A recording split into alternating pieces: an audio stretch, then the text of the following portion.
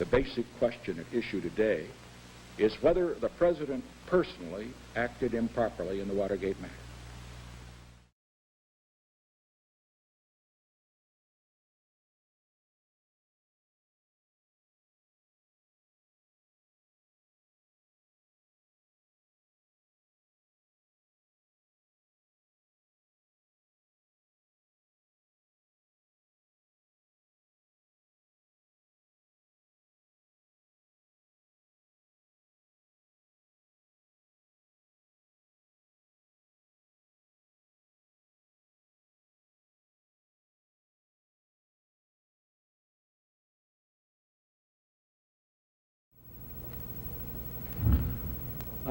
Let me try to tell you what seems to me to be the essence of the current problem.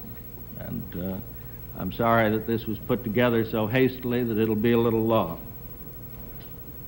As you all know, there has been and is evidence, not proof perhaps in some instances, but clearly prima facie evidence of serious wrongdoing on the part of high government officials.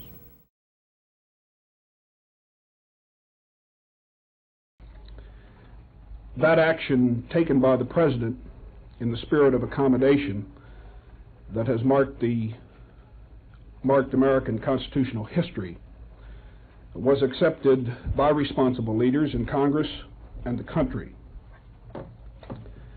Mr. Cox's refusal to proceed in the same spirit of accommodation, complete with his announced intention to defy instructions from the President and press for further confrontation at a time of serious world crisis, made it necessary for the President to discharge Mr. Cox and to return to the Department of Justice the task of prosecuting those who broke the law in connection with Watergate. Before taking this action, the President met this evening with Attorney General Richardson. The President met with Attorney General Richardson at about 4:45 today for about 30 minutes.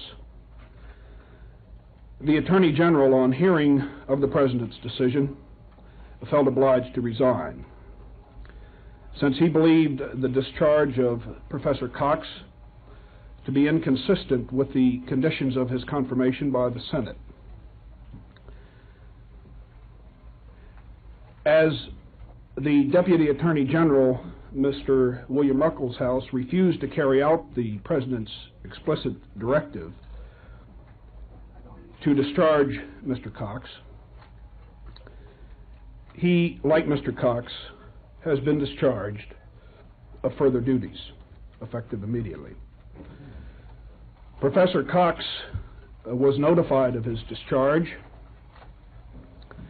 by the Acting Attorney General, the Solicitor General, Robert H. Bork. I want there to be no question remaining about the fact that the President has nothing to hide in this matter.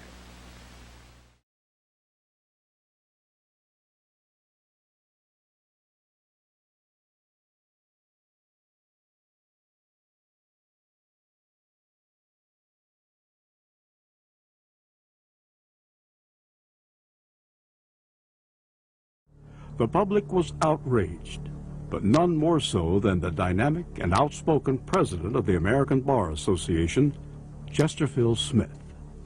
When he couldn't get anybody to fire Cox, he eventually got Bob Bork to fire Cox. When he fired him, he sent the FBI in. They went down and went into Archibald Cox's office and started looking for all of the things to take over and take control of. The FBI moving in on an independent prosecutor, moving in on the court system and taking it over. And people all over America got scared. I remember I thought, this can't be happening. We have a court system. This case is being litigated. If you lose a case in court, you have to do what the judge says or you have to appeal him. And the president's got to do what Judge Sirico said or appeal him. The loyalties of the nation were strongly divided. Something had to be done. But the situation was so volatile that many were reluctant to speak out. Bill McBride was then administrative assistant to Chesterfield Smith. We were at a Chicago Bears football game on Sunday after the Saturday Night Massacre, and he was very pensive for him. I mean, he'd read all the newspapers, received calls from all over the United States, and about well into sometime in the middle of the first half of that football game says, I think we need to go out to the bar center, I need to do something.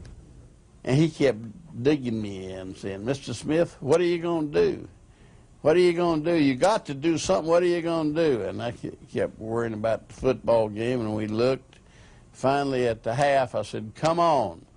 So he drove out to the American Bar Association offices, which were closed on Sunday. They opened them up. He summoned a number of people from around the country, flew in. They had hookups with lawyers, maybe 20 or 30 lawyers from around America.